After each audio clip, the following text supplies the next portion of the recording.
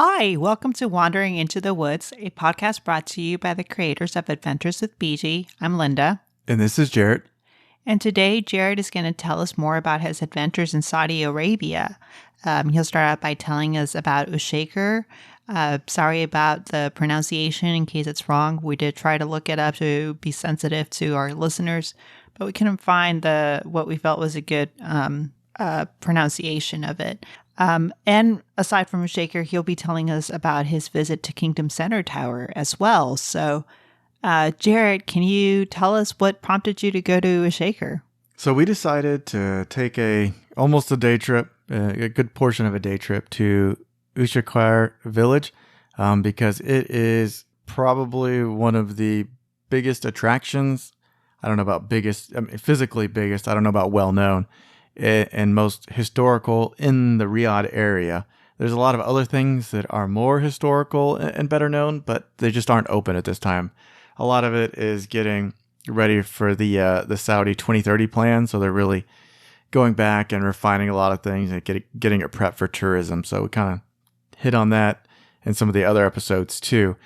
But so one of the biggest attractions is open, and the heritage Ushaiquer Heritage Village is about 200 kilometers northwest of Riyadh. It takes 2-3 hours to get there by car. So we drove out there on a Sunday, which is like a Saudi Monday. So if you do go, definitely way better to do it a Friday or Saturday because that's their actual weekend.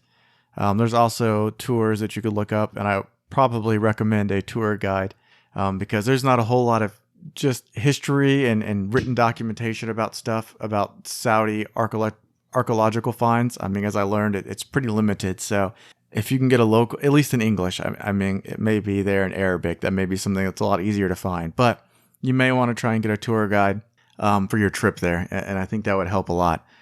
So as you drive in, you actually come into the city or the town of Ushaiquer. You'll come in on kind of a highway, similar to probably like a state highway for everyone in Texas. And then you'll pull off through large, wooden gates. And it's a nice paved road, kind of tourist ready. And you'll get to the end, and it's not really a parking lot so much. It's just kind of an end, and you kind of park where you fit because that's how it works there. And the first couple of things you'll be greeted with is a restroom, a mosque, a few museums, and a couple of stores. One is a palm date store because they love that, and you can just buy them by the sack there, I guess. And then something that's more like a trinket store. They've got like the lanterns they use to light the walkways, but like, I don't know, more of a toy version. So it's kind of got those trinkets, touristy trinkets that you would find for any sort of tourist site. So when you first arrived, what was the first point that y'all visited? So we just kind of started walking. Uh-huh. Then just down the first kind of alleyway, I guess is what the best term would be. It's kind of like their streets, but it's only for foot and bicycle traffic. I mean, I don't think you should really ride a bicycle there, but one of the guys that lived there was riding his bike around. I mean, it makes sense. It's old, Yeah. There wouldn't necessarily be space for, depending on how old, even for carts. Yeah. And so when you walk in, I mean, all the buildings are very old. I mean, the village started 1,500 years ago or so by Bedouins. It quickly became a popular stopping point for pilgrims because there's water there, and water draws civilization. And so the houses themselves are, rock stacked, covered with mud, supported by logs and sticks and things, and that's all it is. So it's really what we called in Afghanistan kalats. So and yet it has survived 1,500 years. Yeah. Which is amazing. So, I mean, kind of, the thing that's notable about this village is the town and the previous owners or the owners of the village, the heritage village itself, got together and paid for its repairs. Apparently, fairly not too long ago, a couple of decades maybe, it was in very bad shape and it was not a tourist attraction. It was just, crumbling, dirt, mud houses, but they got together, fixed it up. And you can actually see some of those spread out. So they've got doors and you can look through them, or the windows for old houses. And it's just like collapsed structured and just a bunch of rock and mud piled in. So not everything is repaired, but enough of it is. And then so we just started walking. We ended up essentially going through the village, not knowing, where to go. And we ended up in the back. It was full of, there was a well there, a couple of very deep wells that we were able to look at. They're fenced off, obviously, because people tend to be not always the greatest at staying safe. So I could imagine that people would get too close and fall in 20, 30, or even more feet into this pit, for water. And in that same area, it's just, as we mentioned earlier, palm dates. They love it. So that's all it is in the back. It's just groves and groves of palm dates. So we wandered around there for, 10 minutes. And we were like, this is neat. I don't think that we're necessarily supposed to be here, but there are paths that just run everywhere. I assume to neighboring properties, and there's old walls and stuff. And then once we decided that, we had seen enough of that and there wasn't any changing scenery besides that, we made it back into the village. There is actually some sort of a hotel there. It said it was supposed to be open. Was not. I think that'd be kind of a neat experience to stay there. I don't know if it's one of those things where it's actually only open on maybe a Thursday night or a Friday, Saturday to cover their weekend. Yeah. Or if you call them and set it up, you can stay there any night. Not sure how it works, but if you're interested in staying, in a heritage village, seems like a cool time if you're there and have a lot of freedom. And then we made it back into what they call the town center, and where we met a gentleman. He was a house owner. He's also said he was a teacher, but also a tour guide. And so he took us into his house. It's set up real nice.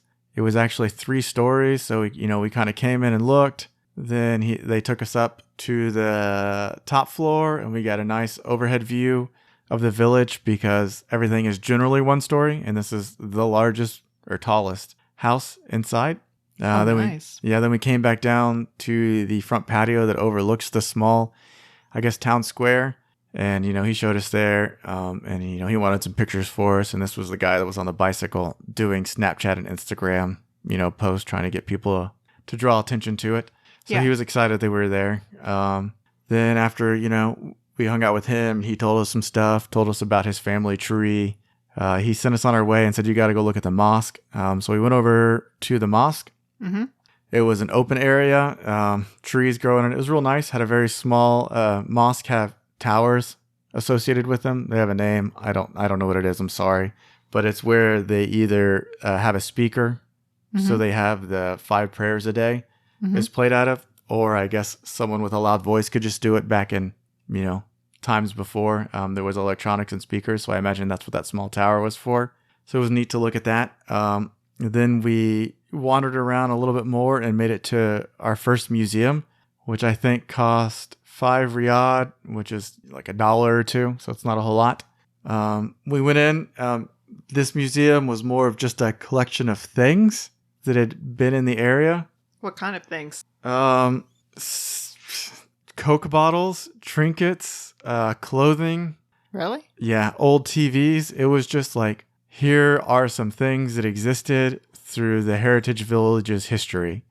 And a lot of it, was from 1900 to current time. Huh. Yeah, so it was just like people had moved out or donated just things that they had owned in one time. And it was just, stacked in there. None of it was in English, all Arabic.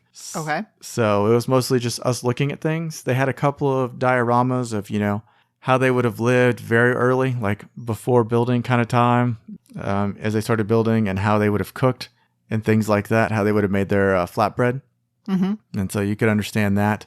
But yeah, a lot of it was Arabic signs and just a collection of stuff. And so when I said what they would call museums, this is kind of it. So it's not really, I don't know, what we would in America consider a museum, where they have an exhibit and a little placard that tells us all about it, maybe a diagram to go along with it. It was just kind of like, here's some cool stuff we've collected that's associated with this village, probably. Yeah, at least that's what you were able to understand as an American visiting. Mm-hmm. Who knows if maybe you could have gotten more context if you spoke or could read Arabic. Yep.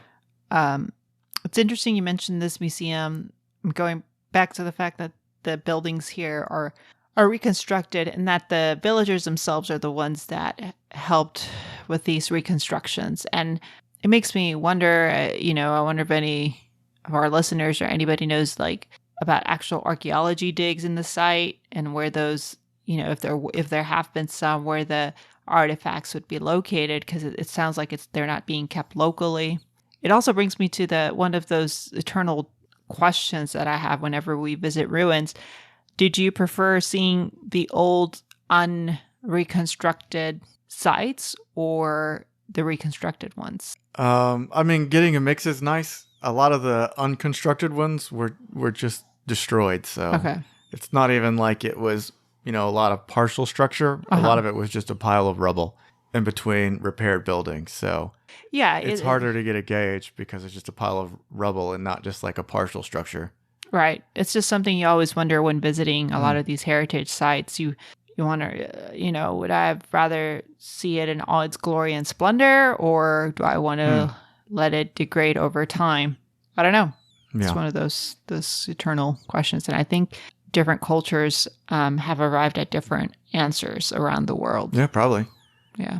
And then, so once we finished up that museum, the guy I went with was pretty disappointed. I liked it because it cost $1 or $2. So, it wasn't for a whole lot wasted. An hour of entertainment, or how long were you there? Probably 15 minutes. Oh, okay. It was like one main room and then 2 or 3 side rooms. But just the museum. Just this museum, Okay, yeah. We went to another one. Then we, went back to wandering just through the alleys. And so, I think just walking through the alleys was my favorite part. It just had a neat look and feel to it. How so? I don't know. They're just close. Some of them are covered with like buildings that go over the top of it. They're narrow. You're surrounded by rock walls. So, I mean, it feels like, you're in something historic. Did you feel like you were in Aladdin? No. Because that's pretty much what you're making me picture. I mean, yeah, it could be somewhat similar to that. So, but yeah, it was a neat experience. They've got the old hanging lamps. I think they're, LED lamps now, but back in the day, they would have been a candle or fat, and then they would have upgraded to a true candle with beeswax or something. And now they're, electricity, but, that's a neat feeling to it. And then as we made it back towards where we were parked, and we didn't even cover the entire thing, there was no one out and about. So there's only so much you can do. I think that, on a weekend, there's more people out that live in those houses or own the houses, at least telling you about them and, giving you some history. So there wasn't that going on. But as we made it back to the car, we looked at the 2 shops real quick.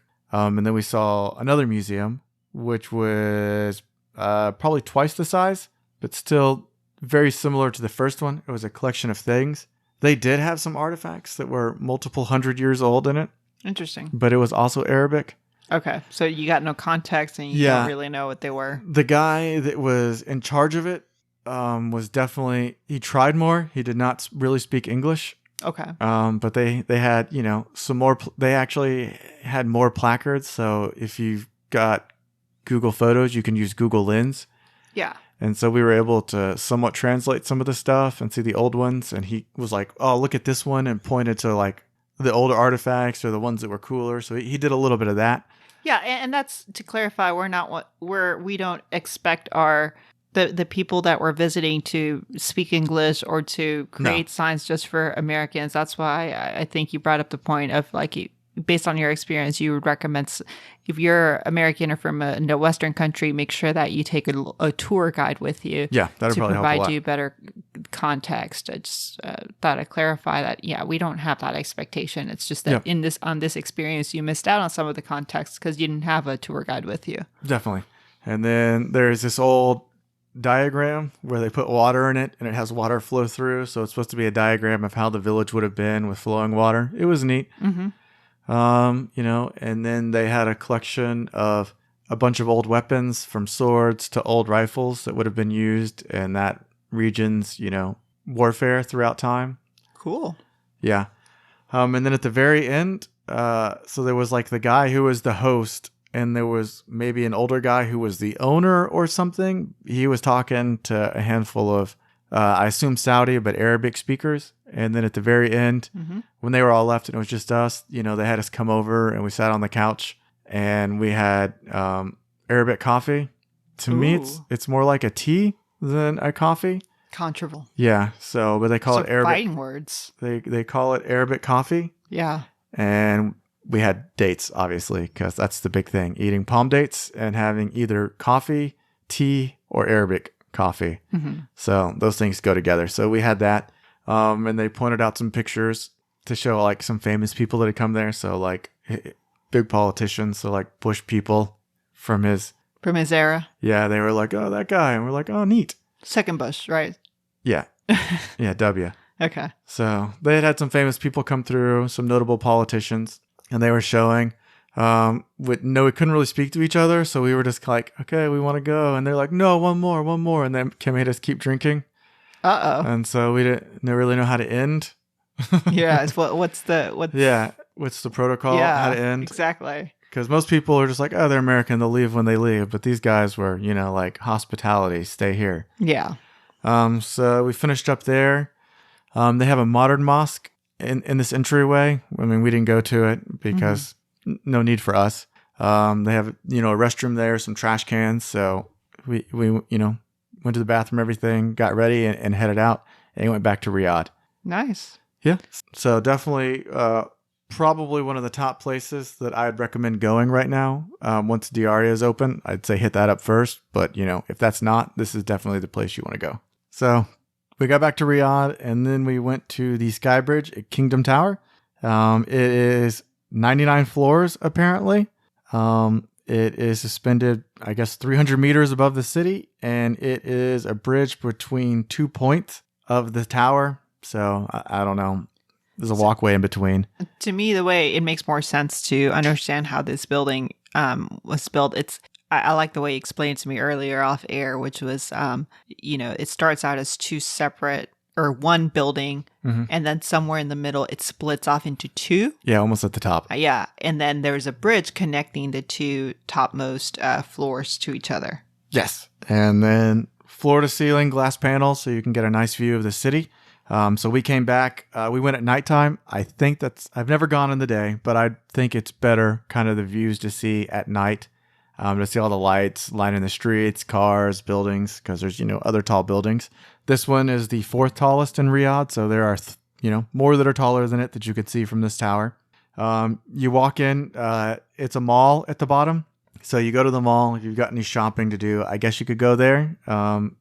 It's kind of a sterile feeling mall, white. Bright lights, no windows. Ooh.